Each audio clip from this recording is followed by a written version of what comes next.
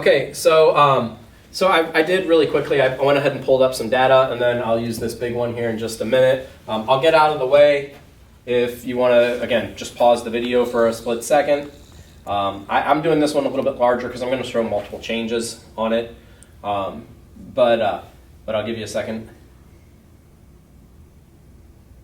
Okay, so before I get to this one, I did want to go ahead and pull up some of the data. So I have that on our overhead. So let me turn the lights off. And what I have pulled up is this is from, again, our FRED data. And this is the CPI versus the GDP growth rate. So GDP is blue, CPI is red. And again, we can kind of see a lot of these, especially early in the graph, they're both matching up pretty well. That's a little off there, but not bad. Then we get to the 70s, and you can clearly see a counter-cyclical relationship, right? I mean, again, pro-cyclical, kind of close. This just doesn't look like they relate at all. But then here, very counter-cyclical relationship, a very clear, almost mirror image here in 1970, 1974, in the late 70s. Before, what happens at the end of a graph here is it generally, for the most part, starts to kind of trend back to pro-cyclical.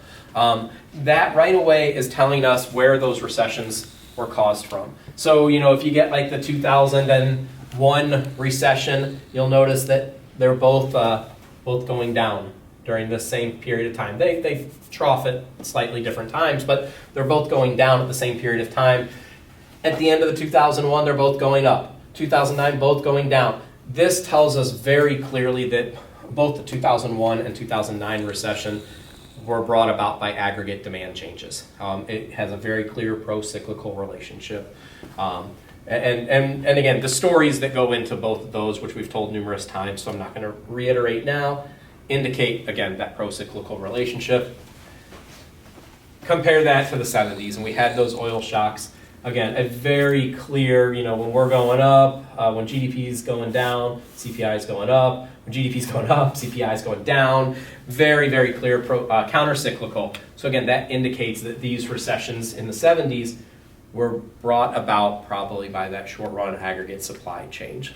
So an SRAS leftward shift. So again, it does give us some indication of why a recession occurred as a data backup to our stories. Okay, so I wanted to do that really quick just so you can again see that data. Let me go ahead and go to this last one here that I have for kind of our aggregate supply and demand kind of look here. And that's to say, again, one of the big benefits of this graph is that it is really capable of capturing a lot of change at once. And we can actually start looking at kind of a, again, relative weight of those shocks. Now, we're not going to get into the math behind this too much. I'm going to grab my optional colors over here real fast. We're not going to get into the math behind this too much, but definitely know that we could break this down mathematically to determine things like those relative shocks and relative strengths. So what I want to kind of look at is kind of some of the indications that we had in maybe that 2007, 8, 9, 10, 11 kind of time frame. So one of the things that we saw right away, we started seeing the writing on the wall in 2007. We saw consumption fall, and we saw consumption fall massively. And if consumption falls, we know that we're going to have that pretty strong aggregate demand shock that we saw in 2008. That got a little small. I hope that can be seen okay. That just says aggregate demand 2007 through 2008. And sure enough, we ended out here. I think we made the recessions point Z's, so I'll call it point Z just to be consistent. We ended out here with this recession, that 2008 recession.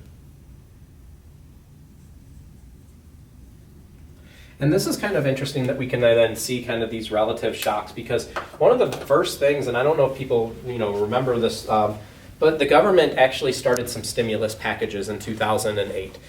Basically, it was called, I think it was called a Schedule M. It was on your tax return. It was either, maybe it was 8 or 9, I don't remember which one. But basically, you filled out Schedule M, the government mailed you money because, well, we were in a pretty big recession. Now, the government even though spending is captured in this aggregate demand curve, remember, consumption is just such a larger chunk of the economy that it's really hard for the government to make up any loss. But they did try, and as they tried, that government spending started boosting consumer spending. So we have both G and C rising a little bit in this 2009 to maybe 10 realm. You'll notice that we are starting to slowly recover from the trough. The trough was probably early 2009, so we started coming back in that 2009 kind of 10 realm, but we were still not seeing that same long-run growth potential. You will notice that as we got to that 2008, 2009 frame, somewhere right in here, wherever we ended that year, remember we had that deflation year, a year where prices actually fell. So somewhere in that range we had that year. The Federal Reserve at the same time was doing stuff to attempt to boost consumption. This was, remember, when the Federal Reserve was going through those rounds of quantitative easing, 3 rounds of quantitative easing after several years of buying bonds with the hopes of lowering the interest rate and getting consumers to spend. So again, all of this was kind of targeted on consumption to the point where eventually, as we got into that 2010, 2011 range, we had slowly seen aggregate demand kind of return towards its normal. I guess I could have done that as a solid line. I don't know why I didn't. Into kind of a slow and modest expansion. We did not have a very large expansion in coming out of this recession. It was relatively slow paced. You'll notice this also kind of pretty closely returned prices in 2011 to the level that they were at the very start of all this in around 2007 and 2008. Since then, we've kind of experienced just some moderate growth with very, very little change in price, which indicates that we've probably over the last couple of years seen both the aggregate demand slowly shifting to the right and the short-run aggregate supply slowly shifting to the right,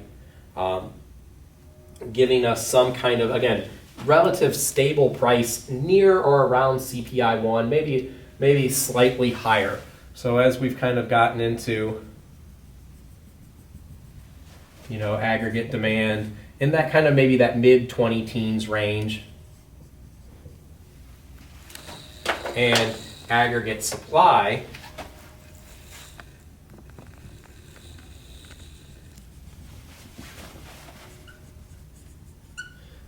again, maybe in kind of that mid-20 teens, 2016-ish range. And what have we noticed? We've noticed a slow progression of an expansion over the last couple of years. So, maybe here to some point X1, where'd green go? Maybe here to some point X2, and maybe here to some point X3, where we've seen now this expansion that has actually been one of the longest, it's been the longest, not one of, the longest expansion in our country's history, although relatively moderate in terms of GDP growth. It's been a long expansion, but not a really impressive growth rate. We've been having slow growth. We've also noticed relative price stability over that same period of time, so that our finalized CPI really pretty darn close to kind of where we started in the maybe early 20 teens, maybe even mid 2000s. We have had inflation, so my graph probably isn't perfectly scaled. It should probably be a little bit closer to up there, but it's been very low inflation. We've really only been hovering around 1% now since our deflation year in 2009. So it is kind of interesting that we can utilize this graph to track multiple changes over time, as well as impacts of these changes. Again, if we got into the math behind this model, we could actually determine the impact of the government spending based on the relative strength of the recession and the pull away from the recession. So it does give us a little bit more kind of that we can test with that. So I'll kind of let that, if that's a lot going on in that graph, I'll let you kind of just look at it for a minute. And so that kind of puts a wrap really on our aggregate supply and demand as well.